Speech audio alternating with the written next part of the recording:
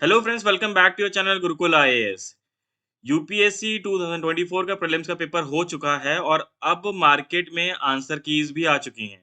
So video उसी से related है कि किस सोर्स से हमें आंसर कीज चेक करनी है और किस से नहीं। अच्छा, इससे पहले हमने पार्ट 1 और पार्ट 2 में क्वेश्चन नंबर 1 से 50 तक एंड 51 से 100 तक की दोनों ही पार्टों में आपको इसका सोल्यूशन बताया है। एंड एक और पार्ट हमने बनाया था जहां पे हमने एनालिसिस की थी कि किस पार्ट से बेसिकली कौन से क्वेश्चंस आए हैं। जैसे कि हम इसमें देख भी सकते हैं कि इस बार जो वेटेज था बहुत ज्यादा ज्योग्राफी का था और एनवायरनमेंट का था और इकोनॉमिक्स का था, पॉलिटी का भी था। तो बेसिकली ये चार सब्जेक्ट्स ही अगर आप अच्छे से कर लो तो आप कट ऑफ के पार निकल सकते हो। हमने एनालिसिस ये भी की थी कि डिफिकल्टी का लेवल क्या था 2023 का और इस साल का।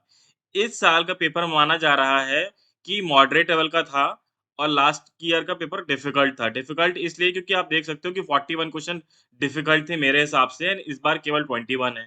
तो ये 20 क्वेश्चन का चेंज है और इसके कारण कट ऑफ में भी बहुत डिफरेंस आया था। हमने प्रेडिक्ट किया था कि कट ऑफ लगभग जनरल की 90 से 95 के आसपास आनी चाहिए।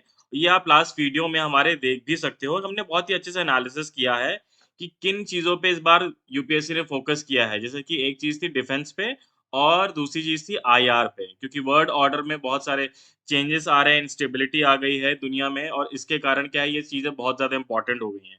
ऐसा नहीं है कि एस जयशंकर का सिग्मा रूल है और इसके कारण ही आईआर के क्वेश्चन ज़्यादा पूछे गए हैं, बट हम देख सकते हैं कि वर्ल्ड में बहुत ज़्यादा इंस्टेबिलिटी आई है। चाहे वो यूक्रेन का वॉर हो, चाहे हमास इसराइल की इश्यू हो और चाहे ईरान का इश्यू हो, चाहे टर्की में इश्यू हो या पाकिस्तान का इकोनॉमिक क्राइसिस हो या चाइना की एक्सपांशनिस्ट टेंडेंसी।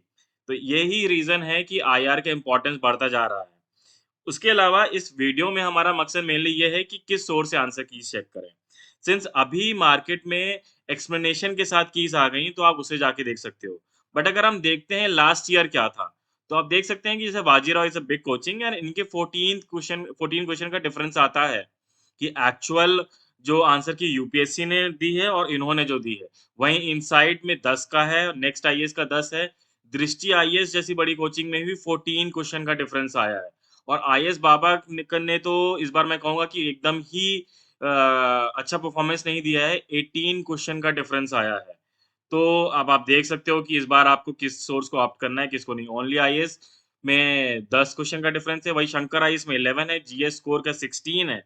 ये भी बड़ी कोचिंग है, फोरम आईएएस तक की कोचिंग का भी 14 है और फिर चाहल अकेडमी है, ये 15 है और आईएएस ईसी में भी 13 का है।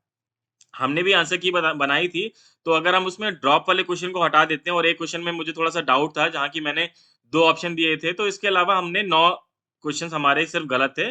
गलत इन द सेंस कि हमारे मिसमैच किए थे यूपीएससी से। क्योंकि यूपीएससी पहले बहुत ही स्ट्रेट फॉरवर्ड, मतलब इतने भी स्ट्रेट फॉरवर्ड नहीं, पर ये है कि ऐसे ऑप्शन बनाता था कि आपको मतलब आप अगर आपके सोर्सेज़ हैं, तो उन सोर्सेज़ से पता लगा सकते थे कि हाँ, कि कौन-सा करेक्ट है, कौन-सा नहीं है। तो मतलब आपको बुक्स वगैरह या कहीं आप नेट पे सर्च करके ये चीज़ पता लगा सकते थे।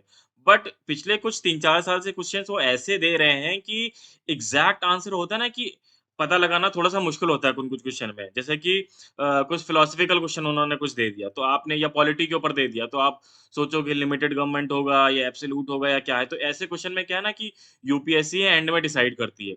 और यही रीज़न होता है कि स्टूडेंट सोचते हैं कि यार हमने तो पेपर बड़ा अच्छा किया था या हमारे इस पर्टिकुलर आंसर की से इतने मार्क्स आ रहे थे, बट फाइनली तुम्हारा सिलेक्शन नहीं हो पाया। तो आपको ये देख सकते हो, इतने सारे सोर्सेज़ मैंने बता दिया है कि लास्ट ईयर का कैसा परफॉर्मेंस रहा था। हमने अपनी भी आंसर की डाल रखी है, ठीक है? तो बेहतर ये होगा कि जो भी आप आंसर की फॉलो कर रहे हो, उनके रीज़न को आप खुद भी जज करो कि जो भी उन्होंने सॉल्यूशन दिया है कि क्या वो सॉल्यूशन सही है या उनमें कोई इश्यू है। दूसरी चीज़ आपको ये देखना है कि जिनमें डाउट है उसमें आप अपने लेवल पे भी चेक करो। और अगर और डाउट है तो आपने देख सकते हो कि यूनियन पब्लिक सर्विस कमीशन ने 7 डेज़ का दे इसमें दे रखा है कि आप जैसे कि लेट्स से उन्होंने बताया कि 1 मार्च को पेपर कंडक्ट होता है, तो 2 मार्च से 8 मार्च के बीच में टिल 6 पीएम तक की आपको अगर किसी क्वेश्चन में कोई इश्यू है, तो आप उसके लिए फाइल कर सकते हो। सिमिलरली इन्होंने इस यूपीएससी प्रीलिम्स के लिए भी ये बोला है। तो इस चीज़ की जो लास्ट डेट है, वो है 23 जून, यानी कि अगर आज 19 जून है, तो आपके पास 4 दिन और हैं और आपको लगता है कि किसी क्वेश्चन में डाउट है आपको, तो अपना डाउट आप रेज़ कर सकते हो, ठीक है? ये बहुत ज़रूरी है। तो आप अपना आंसर की देख लेना किस सोर्स से चेक करनी है। देखो, मैं ये नहीं कह रहा कि ऊपर की जितनी भी कोचिंग है उन्होंने खराब के आंसर की दी है या हमारी ही अच्छी है। ठीक है, डिस्क्लेमर ये है एंड में कि जो भी सोर्स आपको लगता है आप जिस पे आप ट्रस्ट करते हो, तो आप उस पे ट्रस्ट करो। बट फाइनली आप मेक श्योर करना कि यूपीएससी की जो आंसर कीज़ आएँगी उनकी अपनी आएँगी और उसी हिसाब से आप प्रिपरेशन करो। ठीक है? पर ये मैं ये कहूँगा कि लेट्स से कि आपके अगर 90 से 95 के आस-पास आ रहे हैं, तो आप मैं कहूँगा प्रिपरेशन कर ही लो। क्योंकि at the end of the day आपको मेंस तो लिखना ही है। आज नहीं तो नेक्स्ट ईयर तो नहीं तो नेक्स्ट ईयर।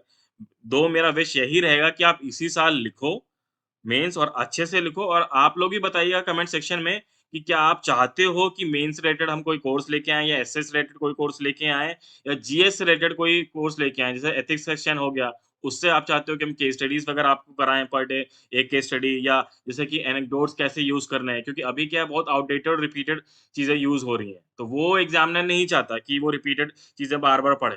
तो उसमें भी चेंजेज़ आए हैं, कैसे आपको अप्रोच करना है। ठीक है? पहले क्या है कि बहुत सारा अगर आप कंटेंट देखते थे देखो कंटेंट आज भी किंग है। बट वो चीज़ है ना कि over a period of time वो चाहते हैं कि आपका अप्रोच कैसा है। चाहे वो केस स्टडी हो जाए या ऐसे ही हो जाए, आप किस तरीके से अप्रोच कर रहे हो। तो ये सब जानने के लिए अगर आप चाहते हो कि हम वीडियो बनाएँ या हम कोई कोर्स लेके आएँ, तो कमेंट सेक्शन में लिखिएगा और हम ज़रूर उस पे लेके आएँगे। सो आई गेस जैसा भी आप को लगे आप उस हिसाब से कर सकते हो, बट मेक श्योर कि इस बार आप कौन-सी आंसर की चेक कर रहे हो। वो ऑथेंटिसिटी उसकी देख लेना। ठीक है, till then stay tuned to your channel Gurukul IAS. I guess अगर आपको ये वीडियो अच्छा लगा है तो आप थम्स अप कीजिएगा। अगर नहीं अच्छा लगा तो वो भी लिखिएगा कहाँ पे इम्प्रूव करना है, हम इम्प्रूव करेंगे। And please like, share, subscribe to our channel Gurukul IAS. Thank you, जय Hind, god bless and bless you.